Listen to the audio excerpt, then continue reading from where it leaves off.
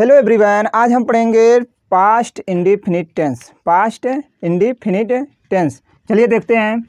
Past indefinite tense video आपकी चल रही है और आप देख रहे हैं तो वीडियो को ज़रूर लाइक कर लीजिए। इसकी पहचान है, हर टेंस की अपनी पहचान होती है, सबकी अपनी पहचान होती है। इसी तरह इसकी भी एक पहचान है।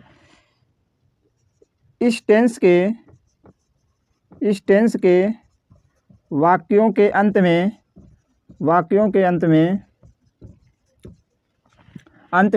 या, ई, ए, ता था, ती थी,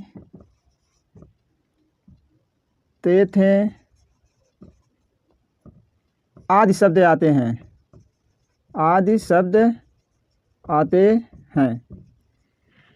इस टेंस की पहचान है, इस टेंस के वाक्यों के अंत में या, ई, ए, ता था, ती थी, ते थे आदि शब्द आते हैं और काम का होना भूतकाल में पाया जाता है। भूतकाल में पूर्ण पाया जाता है, यानी काम पूरा हो जाता है। ओके, और काम का होना भूतकाल में पूर्ण पाया जाता है। देखिए इसका अफर्मेटिव यानी पहला साधारण वाक्य हमें देखना है ना, अफर्मेटिव सेंटेंस। इस टेंस के वाक्यों के अंत में अगर किसी भी टेंस के वाक्य के अंत में आपको या, ई, ए, ता था, ती थी, ते थे दिखे तो आप समझ जाइएगा कि यह कौन सा टेंस है, पास्ट इंडेफिनिट टेंस है। तो इसका अफर्मेटिव सेंटेंस, इसका रूल है इस टेंस के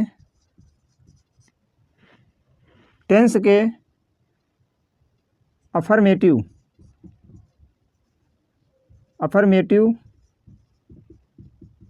बनाते समय वर्ब का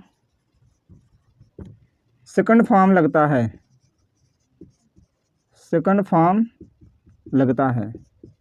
यह ध्यान रहे, इस टेंस के अफर्मेटिव बनाते समय वर्ब का हम सेकंड फॉर्म लगाते हैं। सेकंड फॉर्म क्या होता है? जैसे गो का सेकंड फॉर्म होता है वेंट। गो आपका क्या है? गो मीन्स जाना है, आपका वर्ब का ये सेकंड फॉर्म वेंट है। इसका थर्ड फॉर्म क्या है? गॉन है। और जैसे कुक का सेकंड फॉर्म होगा कुकड, इसका थर्ड फॉर्म भी यही होगा।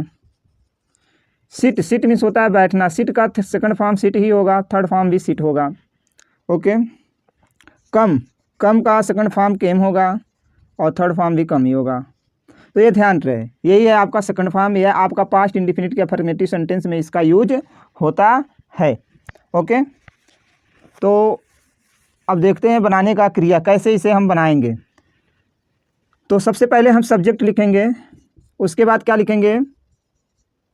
बी सेकंड यानी वर्ब का सेकंड फॉर्म। ठीक है, वर्ब का second form plus object plus other, यानी कुछ और ऑब्जेक्ट के बाद अगर आपको दिखता है उसको लास्ट में जोड़ेंगे। एग्जाम्पल देखिए, यह ध्यान रहे जिस टेंस के वाक्य के अंत में आपको क्या दिख जाएगा, या, ई, ए, या, ता था, ती थी, ते थे आ जाए तो वहाँ पे आप क्या करेंगे? अफर्मेटिव सेंटेंस में वर्ब का सेकंड फॉर्म लगाएंगे। और निगेटिव में इसका रूल अलग होता है, तो उसे हम निगेटिव में बताएंगे। जैसे वह गाँव गया, लास्ट में आया ना या, तो आपको पता है पास्ट इंडेफिनिट है, लास्ट में या आया।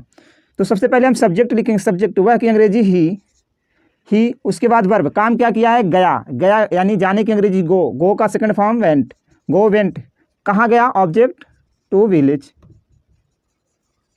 ही वेंट टू विलेज। दूसरा एग्जाम्पल देखिए,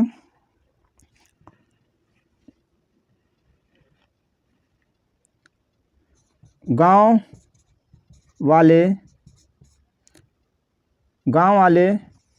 शहर से आए,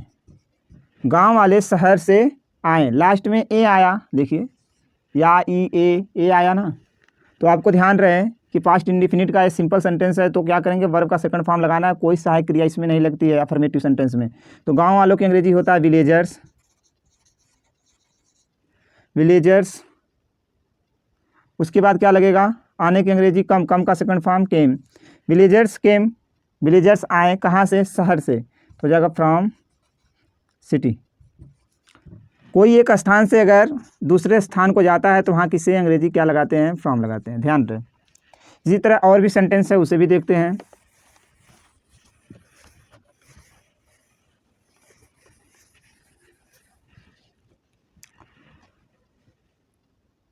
कुत्ता भौंका, कुत्ता भौंका एग्जाम्पल है।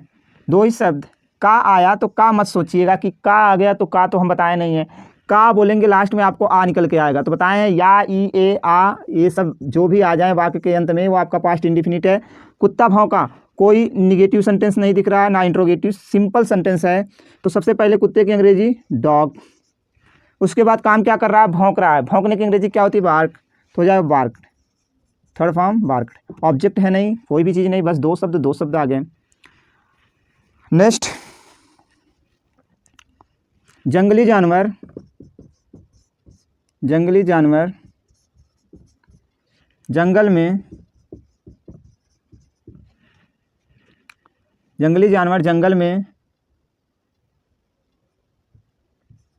दौड़ते थे, दौड़ते थे, लास्ट में थे आया, past indefinite tense, affirmative sentence. तो सबसे पहले सब्जेक्ट क्या है, जंगली जानवर, काम कौन कर रहे हैं, दौड़ने का, जंगली जानवर, तो हो जाएगा वाइल्ड एनिमल, वाइल्ड एनिमल्स, काम क्या कर रहे हैं, दौड़ रहे हैं, दौड़ने की अंग्रेजी रन होता है, रन का सेकंड फॉर्म रन नहीं होगा, रन ही होगा, इसका फर्स्ट सेकंड थर्ड सेम रहता है। वाइल्ड एनिमल्स जंगली जानवर रन दौड़ते हैं कहाँ, जंगल में, इन जंगल या फॉरेस्ट।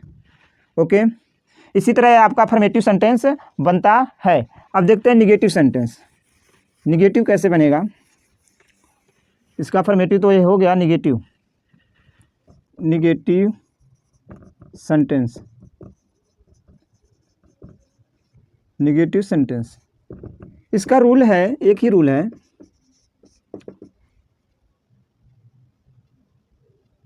सिंगुलर एंड प्लूरल, दोनों सब्जेक्ट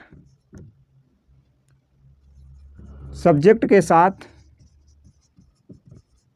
डिड नॉट का प्रयोग करते हैं, डिड नॉट का प्रयोग करते हैं। अगर आपका सेंटेंस निगेटिव हो गया तो वहाँ पे हम क्या करेंगे, डिड नॉट का प्रयोग करते हैं, और वर्ब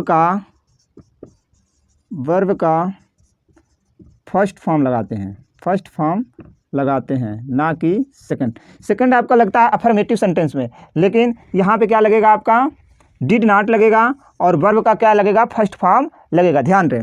तो इसका बनाने का रूल है, सबसे पहले आप सब्जेक्ट लिखेंगे, फिर डिड लगाएंगे, फिर नॉट लगाएंगे, फिर वर्ब का फर्स्ट फॉर्म लगाएंगे, प्लस ऑब्जेक्ट प्लस अदर, जो भी कुछ बचता है लास्ट में जोड़िए। ओके, यही है आपका बनाने का नियम या रूल है। ओके,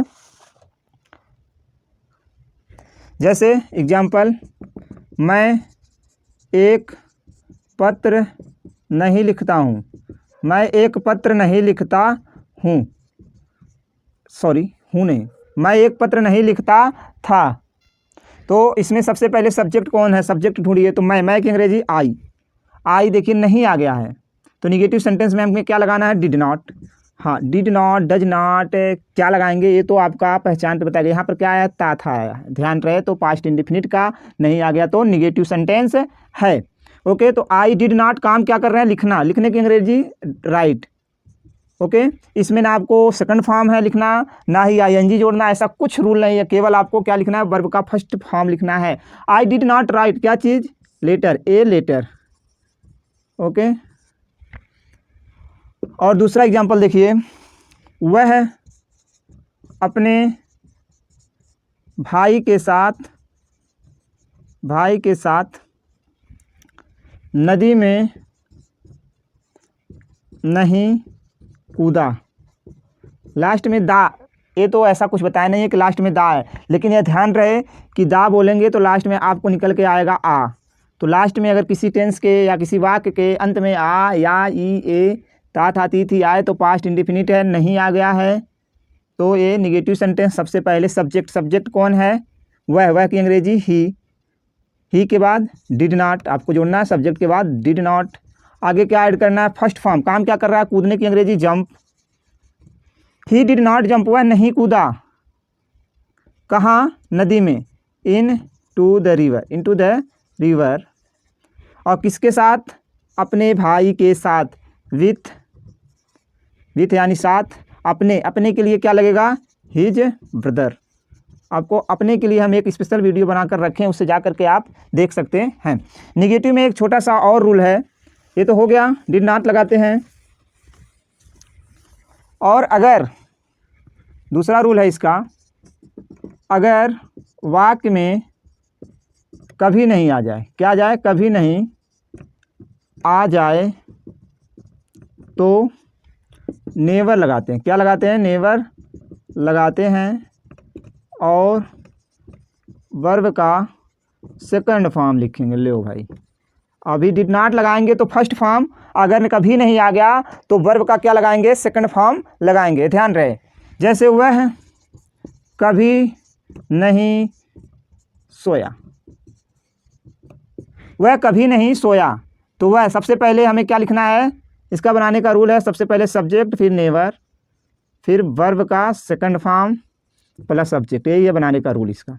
सबसे पहले सब्जेक्ट लिखिए, हुआ कि अंग्रेजी ही, कभी नहीं आया बीच में तो इसकी अंग्रेजी हमें लिखना है नेवर। ही नेवर, काम क्या कर रहा है, सोना, सोने की अंग्रेजी क्या होती है, स्लीप। स्लीप का सेकंड फॉर्म स्लेप्ट होता है, ठीक है। ही नेवर स्लेप्ट, वह कभी नहीं सोया। बस। और एक एग्जाम्पल देखिए, आप कभी नहीं एक गाना गाएं, आप कभी नहीं गाना गाएं, आप कभी नहीं गाना गाएं या एक गाना गाएं। तो यहाँ पे सबसे पहले हम सब्जेक्ट लिखेंगे। सब्जेक्ट क्या है, आपकी अंग्रेजी यू। उसके बाद क्या लिखना है, नेवर, कभी नहीं आया है तो नेवर, यू नेवर, आप कभी नहीं। काम क्या कर रहे हैं, गाने, गाने की अंग्रेजी क्या होती है, सिंग। सिंग का सेकंड फॉर्म सैंग। तो यू नेवर सैंग, आप कभी नहीं गाएं, क्या चीज़, गाना, ए सॉन्ग। ओके।